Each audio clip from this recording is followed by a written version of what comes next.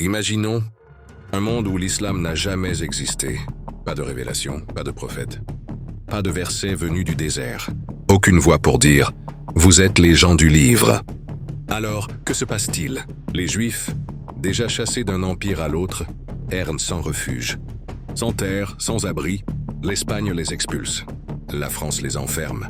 L'Allemagne les accuse. L'Angleterre les rejette. Et personne ne les accueille. L'Europe s'embrase. Les tribunaux les condamnent. Les foules les pourchassent. Les bûchers se multiplient. Et dans ce monde, il n'y a pas Bagdad.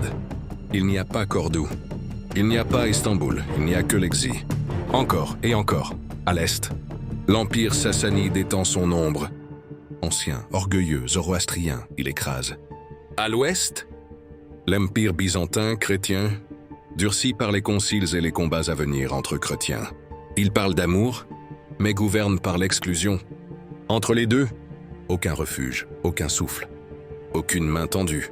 Il n'y a pas Cordoue, pas de minarets aux côtés des synagogues, pas de philosophie traduite, partagée, transmise.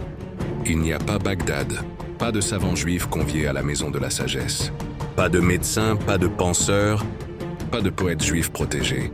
Il n'y a pas Fès. Maïmonide n'écrira jamais ses traités. Sa voix se perdra dans le silence de l'exil. Il n'y a pas Istanbul, car en 1492, quand l'Europe catholique expulse ses juifs, aucun navire ottoman ne vient les chercher.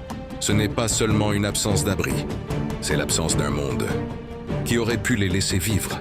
Alors que reste-t-il? Des routes sans issue, des peuples dispersés, des prières sans sanctuaire, et l'Europe seule maître du destin juif, sans opposition, sans contre-pouvoir moral. La haine avance sans frein. Le soupçon devient doctrine. Et le peuple juif s'efface.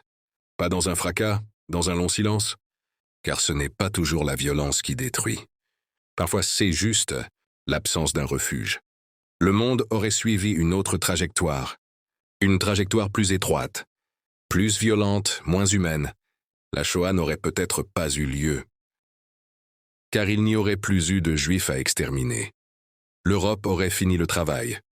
Lentement, juridiquement, religieusement, mais par la grâce de Dieu l'unique, l'islam est reapparu. Une lumière s'est levée. Les enseignements du noble prophète et messager a traversé les siècles. Accueillir, respecter, protéger. Et dans les ténèbres de l'histoire, un abri est apparu là où tous fermèrent leurs portes. Pas par intérêt, pas par faiblesse, mais par devoir, parfois, naquit un monde où la dignité n'avait pas de frontières. Les Juifs furent sauvés de même que les chrétiens coptes entre autres. Non pas par hasard, mais parce que l'homme libre choisit la justice, même quand elle coûte. Aujourd'hui, certains veulent effacer cette mémoire. Mais l'histoire, elle, se souvient. Et Dieu l'unique sans enfant et sans associé n'oublie pas.